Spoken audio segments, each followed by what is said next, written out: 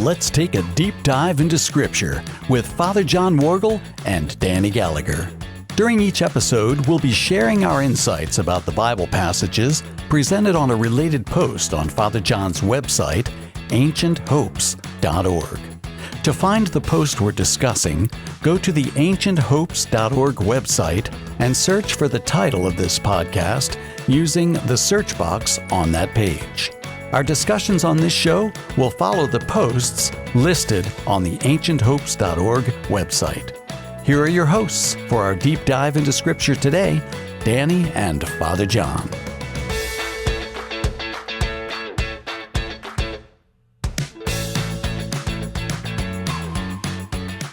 Hello, everybody, and welcome back to another Deep Dive into Scripture podcast and radio show. I'm Danny Gallagher, and I'm in the studio here today with Father John Worgul. Welcome back, Father John. Good morning. It is a good morning. The weather outside's not that great today. I'm kind of disappointed. I got a bunch of outdoor stuff to do today, but we're here today to talk about what happens with Noah. This is called Babel. The culmination of the fall. Right. Yeah. This is a little story. Of course, we had what we talked about last week, that little story about Noah, which we had so much fun with, right? Yes, right. Well, this is another little story, okay? But this story is placed in the narrative structure as a conclusion to the fall, okay? We usually think of the fall being the temptation narrative in Genesis 3, verses 1 through 7. Mm-hmm. But that really is only the beginning of it, because remember we talked about Cain and how everything's got really bad, you know. Right. Everything flowed from that, of course. Yeah. And good things happen, bad things happen, and then we move on to the story of Noah after a lot of really... Yeah, the flood where God brings judgment, okay? Yes. Those are called the what? The antediluvians before the flood, right? How did I not remember that? All the way to then. And then we're kind of like in the post-diluvian era now. Yes. And we saw that even though God started again with Noah as a first man, that things weren't perfect, right? Okay, right. We talked about all the complexities of that narrative of Noah drunk in his tent, right? Right, sure, yeah. And we saw all the parallels with Adam and see, well, this is another fall, isn't it, right? Yeah, sure, of course, yeah. Right. And so now what happens after that? Well, this story is bringing it all together of what evil is happening, okay? Evil grew in the antediluvian world. Now it's progressing in the post-diluvian world. Right, it's like it's never going to, it continues today, right? So this is just sort of the continuation of the way that evil is in the world and the way that evil is in men's hearts after the fall. Right. I mean, it's just this continuation. And when evil gets to a certain place, there's always judgment. And so just as God judged the antediluvians with the flood, now he is going to judge the post-diluvians at the Tower of Babel. Right. Okay? So they start building this tower because they want to make a name for themselves. That's right. And where have we seen that before? We saw that with the antediluvians. Right? Mm-hmm. We saw that with these were men of renown, men of fame that were remembered for their exploits. Not only evil exploits. Right. So in the same way that Adam and Eve's children, did bad things and brought evil into the world, more evil into the world. The same thing is just happening here. And to make a name for yourself, I mean, this name motif is a big deal. We're going to talk more about that when we get to Abraham, okay? Because there he promises that he's going to give him a great name, which is contrast to Tower of Babel and also contrasted with the antediluvians. We all are made in the imago Dei, and because of that, we do seek renown. Name is, and the shame is the Hebrew word, which is fame. Mm-hmm. Okay, we want to be made known. Okay, this is part of us. To sink into obscurity It's not what we're made for. Right, yes, of course, yeah. So there's a bright side, a dark side to that motif. And these guys are doing the dark side, right? Let us make it, we'll be autonomous like Eve. It's really the sin of Eve. Let us be autonomous. Let us make a name for ourselves. And let's make a city and a tower. Yeah. Okay. And you just wonder, I was thinking when I was reading the story again, I thought to myself, do they have a desire to separate themselves from God in this way? Or are they doing this on purpose? Kind of like, but Eve, I don't think she even knew right away that, well, while she was doing it, that she was separating herself from God.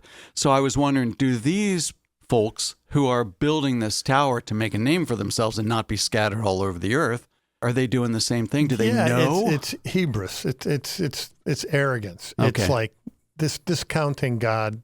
We are intentionally doing this. Mm-hmm. Well, man, that's what we do. We build, big cities, okay? And we even build big cities with towers, right? Back in the day, if you looked at any city in the Western world, you would see church spires that were always pointing up to God. Right? That's what a spire does. Mm-hmm. Is it's pointing up to God, that there's something bigger and greater than this, Well, we got the technology. That's an important thing. We talked about technology before with the antediluvians and where it got them, right? Right, yeah. Now we have city builders as well. But, in our culture, it's the great skyscrapers, okay? Mm-hmm. So now, you can't even find St. Patrick's Cathedral, New York where it City. used to be the tallest, yeah. Yeah, right. You can't even find it, right? Yeah, right. Because, there are the towers of power, okay, which Empire State Building. Well, Empire State Building, but also the trade towers, and that was highly symbolic, okay, when they destroyed that, because in the mind of the terrorist, this is where idolatry happens. This is where the big banking is. This is where people worship. This is the true temple of the Western world. Yeah. And they're not far off. Yes, right, of course, yeah. And so they struck at the heart of our religion in the West. What's the business of America? Yeah. It's business. Right. Okay. Finance, high finance. Right. Yeah, right. And so there's an arrogance there. We might not notice it, but we build these things, and proud of them, and to reach the heavens. Okay, so this is what's happening there. And if you lived in the ancient world, you wouldn't be thinking about skyscrapers, but they would have been very, very impressed in the alluvial plain of Sumer. Okay, where civilization began. Right. And since there was no mountain there, they had to build their own. So they built these massive ziggurats. A lot of it standing today. Yeah, okay. Sure. And it's not like the pyramids of Egypt, which, because of the climate and because of how they built it. What we see is what Abraham saw when he went to Egypt, right? Yes, right. It's still preserved. Mm-hmm. So these are impressive. Okay. It really entered the mind of the people. But what it really was is a cosmic mountain. Okay. What I mean by that, it's a magic mountain. It's kind of like what they would say the navel of the earth. It is the underneath the foundations of this tower would have, in their minds, been connected with the underworld and the gods of the underworld, right? Ah, okay. Okay, and then the level, okay, of the plain, it would be the nature gods and vegetation deities and earth gods, and then let us build it. So it goes into the heavens, right? To be that would be the sky gods, right? Yeah. And so this would be a place, magic, where the gods of the underworld and of the upper world would be intercourse, in the sense that they could go through this magic place, very powerful. Yeah. And as such, those who control the mountain would really have access to the powers of the gods. Right, sure, yeah. Right? You're listening to the Deep Dive into Scripture radio show and podcast with your hosts, Danny Gallagher and Father John Worgul. The text that we're discussing can be found on the ancienthopes.org website. Then use the search box to find the post with the same title as this podcast. Let's get back to our show with Danny and Father John. this magic place, very powerful. Yeah. And as such, those who control the mountain would really have access to the powers of the gods. Right, sure, yeah. Right? So that's what's behind this whole thing. Wow. Okay. That's pretty deep. That's way deeper than we're going to build a tower. Yeah, well, let's say like a kid's going to the backyard. Let's make a right. Yeah. No, so you can see that it's religious. Mm-hmm. And humans are very religious, no matter who you are, even today, you know. I don't know about atheists, but that's kind of a religion in itself, you know. Sure, yeah. But even agnostic people or whatever, I mean, people are superstitious, people are religious. They have their own thoughts about God in the spiritual world. They have their own thoughts about their own interiors in some way, shape, or form, maybe, you know. So, well, that's what we have here. And then a city would be the world system. Mm-hmm. The cities are not really viewed positively in ancient Israel. Actually, we had the same dynamic in U.S. history, okay, in the South. Right. Cities and commerce, and, you know, you had Jefferson in the South, and, you know, you had Alexander Hamilton in the North, and even though Hamilton got shot by Aaron Burr, who was the grandson of Jonathan Edwards, a Puritan. Well, that's a very interesting thing in itself. We don't need to get into that. Yeah. But even though Hamilton got shot, Hamilton won because in the Civil War, Hamilton beat Jefferson. Mm-hmm. Okay. Yeah. Jefferson was very skeptical of cities. Okay. And in the same way, because cities can become, you know, when you get humans together, you get a conglomerate of sinful humans together, and it doesn't always bring out the best, right? Yeah, not usually. But, you know, culture is high, though. There's a lot of artistic expression. We talked about that before with the antediluvians, and we'll talk about it more next week because we're going to be talking some interesting things as we kind of conclude both the whole primeval history, right? Mm-hmm. Yeah. It also seems that people of that time, a long time ago, Abraham's time or Noah's time, they were wanderers. And so I think there were just a lot of them who were shepherds or moving nomads. And so cities Abraham, to them, they wouldn't have been any good at all. That's right. The Arameans from Abraham's stock, which we'll talk about really soon, they were herdsmen and nomadic or semi-nomadic, okay? And so they think very differently than those who are planted in cities. Sure. Right? Yeah. I'm sure that they would have looked at the cities as being a place of evil, you know, where just bad things happen. And it made more sense for them to stay away from those places. But, you know, that's the attitude in the U.S. I mean, if you look at the blue states and the red states, sure. Those in the red states, they look at the cities, they see that they're an absolute, complete, corrupted mess. Yeah. Yeah, they're dirty. They're right. You know, farm living is a life for me, right?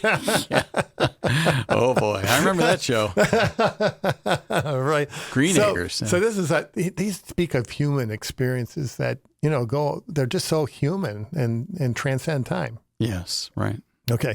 So anyways, it's the world system. Okay. And then we've got the structure of the narrative, and it's chiastic. Remember we talked about the chiasm? Right. Yeah. I really liked that in the writing that you did on your ancienthopes.org post. Yeah. And so this is a short chiasm, but it's you got two panels, you know, A, B, C, D, all the way up to G, which is in the middle. Mm-hmm. And we know that the middle is always emphatic, right? Yeah. And going from A to G is the complication. Okay, here's the problem. Okay, these people are building this city, okay, and it's in defiance of God. Defiance of going out and doing his will to spread out into the earth. Rather than that, they're coming together. Right. So they didn't feel like they wanted to be scattered across the earth, that's what God asked them to do. Yeah, that's fear, right? Mm-hmm. Okay. Right. So they're motivated by fear. So that's the complication. Then from G all the way through the primes, A prime. Remember, the parallels are called primes. Yep. They're not exactly parallel, but in that they say the exact same things, but the ideas are parallel, right? Yeah. Yeah. So we've got what's called the denouement, what God does about it. Okay. Mm-hmm. And so everything builds up. I mean, it's so important because let us build, you know, it's such a huge motif in Scripture of building, okay, and especially built with hands, okay, as opposed to the building that God builds without hands. Oh, yeah. Mm-hmm. Okay, because it's God's work. And so we're going to come back to that time and time again as we go through Scripture. Right. So man's work, of course, man's work as is built opposed with to hands. God's work. Yeah. Right. Mm-hmm. Yeah. And of course, it's made out of mud, bricks. I mean, it's not, real all that sophisticated, right? Yeah, sure. Although the Empire State Building's building, someone told me that how many millions and millions and millions of how many millions of tons of steel and it's made all out of bricks, mud. Okay, yeah. It's still standing after 100 years, so pretty amazing. Yeah. Well, anyways, so G is the center. Okay, it says, and the Lord bent down to see. Okay, that word in the Hebrew is almost like, this is such a big project to the ants down there, but God's got to bend over, so to speak, and fix his eyes on this thing because it's so small. Okay. Get out his magnifying glass. What the heck are you all doing down there? Yeah. Yeah, that's the idea here, And so let us come down. Okay, that us is the plural deliberation. Okay, it doesn't mean that it's speaking as a trinity. We saw that in Genesis 1, let us make God in his image. Okay, It's kind of like Isaiah chapter 6. Who shall we send and who will go for us? Okay, it's a literary construction. Okay, it's a plural deliberation. After all, we see that the Babylonians come on, let us make, so it's the same sort of thing, the plural deliberation. So us can just mean a singular person. Right. Yeah, right. And in the Hebrew mind this time, God would have been considered to be the supreme deity, right? At this early time, they may have understood spirit beings as minor deities. Oh, okay. Gotcha. And also in Old Testament, God is really never by himself. When he comes into the spiritual realm, he has a council, right? And so that first person plural may have echoes of this divine council. Okay, gotcha. Yeah. Right. So that would have been their idea, and that's sort of why it was written that way. We see a divine council in the prophets, but we'll get into that later. Okay. So anyways, that's what's going on here. So let us bend down and take a look at the ants. Here's what the ants are doing, right? Yeah, we have to bend down to see what this. And then after that G line in this chiastic method, then it starts resolving itself. Exactly, until you get the A prime. Babel, okay, is kind of like a pun, okay, because in the Babylonian, it means the gates. Okay. Gates, like this is the gates of a great city, right? Okay. But in the Hebrew idiom, it's confusion. Okay. Okay. Yeah. Interesting. To the Babylonians, Babel is this great city with great gates. To the Hebrews, it is confusion. And so in the A prime, you have the Lord confused the languages, which parallels the A. Now the earth had one language. Now it's all diverse. And God's forcing them by their language and culture and race and all that stuff to go out, and to spread, to do his will, spread out the world. Yeah. Right. But this is also part of the fall because we see that it is a breaking down of the unity in a sense, okay, because now humans are in conflict with one another. Right, yeah. And the racial tensions, cultural tensions, that's what we have. Yeah, as soon as they can't understand each other, then it just seems like, one, they're going to separate themselves from each other, and two, they're going to think that those other guys are not as good as us. Exactly. I mean, you're married. You know how hard it is to communicate with your wife. Yeah, who like knows we're speaking your two different languages sometimes. Right. It's that hard. But when so yes. So that's and nations tend to come together in the Bible only for one reason, like in Psalm 2. Mm-hmm. and rebelling against God. It's kind of like we all have this common enemy. I mean, I hate you. But well, we got this common enemy, God. So let's, Yeah, let's get together. Right. So that's that nation's motif in the scripture from here on out, is the scattering, the wars, all that sort of thing. Yeah. And if they come together, it's only for a bad purpose. Right. Okay, cool.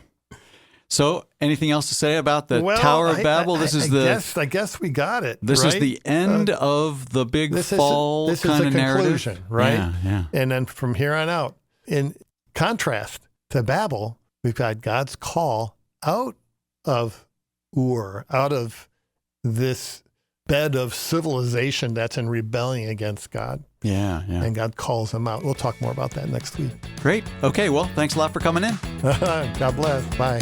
See you next time on Deep Dive into Scripture.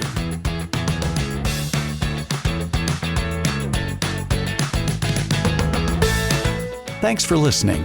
Please go to ancienthopes.org and the Books of the Bible links on that page for related posts from Father John. You can find more episodes of this show on the WSJF podcast server or on the Apple and Spotify podcast services. See you next time when we take another deep dive into Scripture.